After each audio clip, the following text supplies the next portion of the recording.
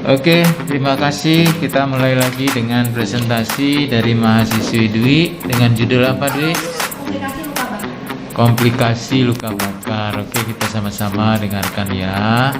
Terima kasih sebelumnya kesempatan kepada saya. Langsung saja saya akan menampilkan sebuah video mengenai komplikasi luka bakar.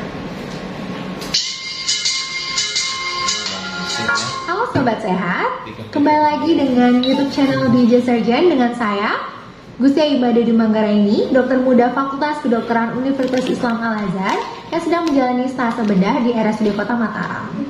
Di sini saya akan sharing mengenai komplikasi luka bakar. Tapi sebelumnya teman-teman jangan lupa ya untuk like, comment, subscribe, dan juga nyalakan lonceng notifikasi YouTube channel DJ Surgeon agar tidak ketinggalan info-info terbaru terkait kesehatan. Pasti teman-teman sudah tidak asing lagi kan dengan kondisi yang ditunjukkan pada gambar-gambar ini?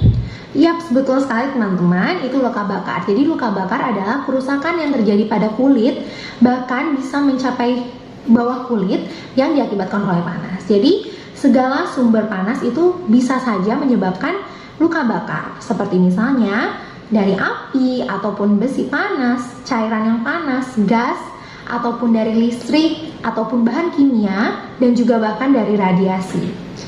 Faktor penentu derajat luka bakar tergantung dari seberapa dalam struktur kulit dan juga seberapa luas bagian tubuh yang terkena luka bakar. Berdasarkan kedalaman luka bakar, dibagi menjadi 4 derajat. Derajat pertama yaitu luka bakar yang mengenai bagian epidermis kulit saja. Derajat kedua yaitu luka bakar yang mengenai bagian epidermis dan mencapai sebagian dermis kulit.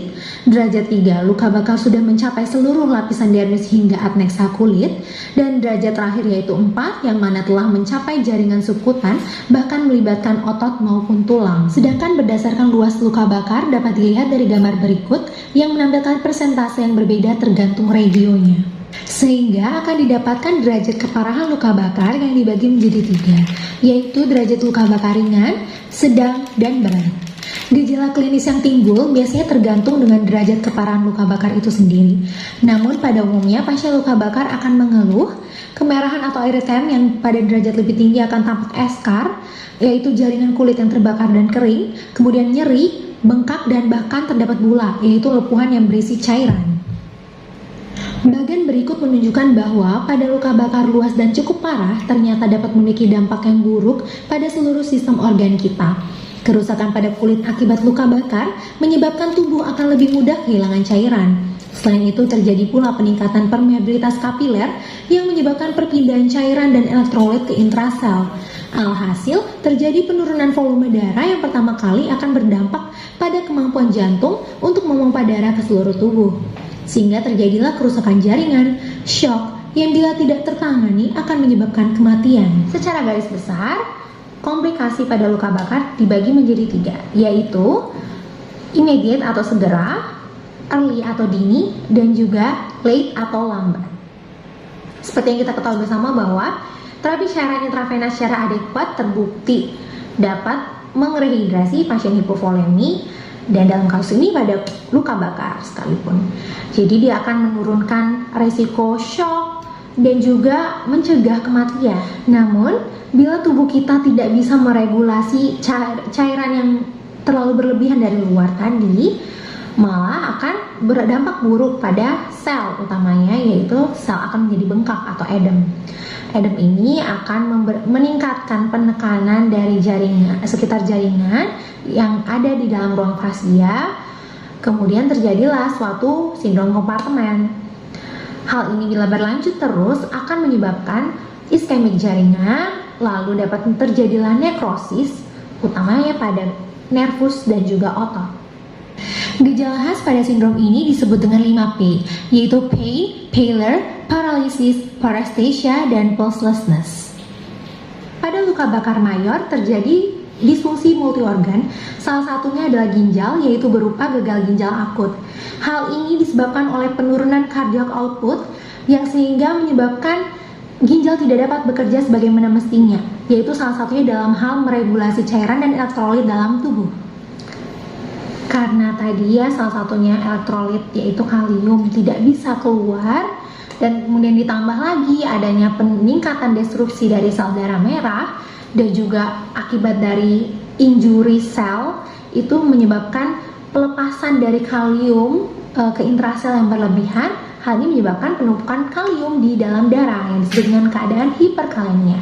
Selanjutnya adalah Curling's ulcer, yaitu erosi mukosa lambung akut akibat dari luka bakar yang mayor karena terjadi iskemik dan juga nekrosis sel mukosa lambung. Seperti yang kita tahu bahwa kulit itu merupakan suatu organ yang hebat dalam memproteksi diri kita dari paparan lingkungan luar dan juga mikroorganisme yang tentunya merugikan untuk tubuh kita.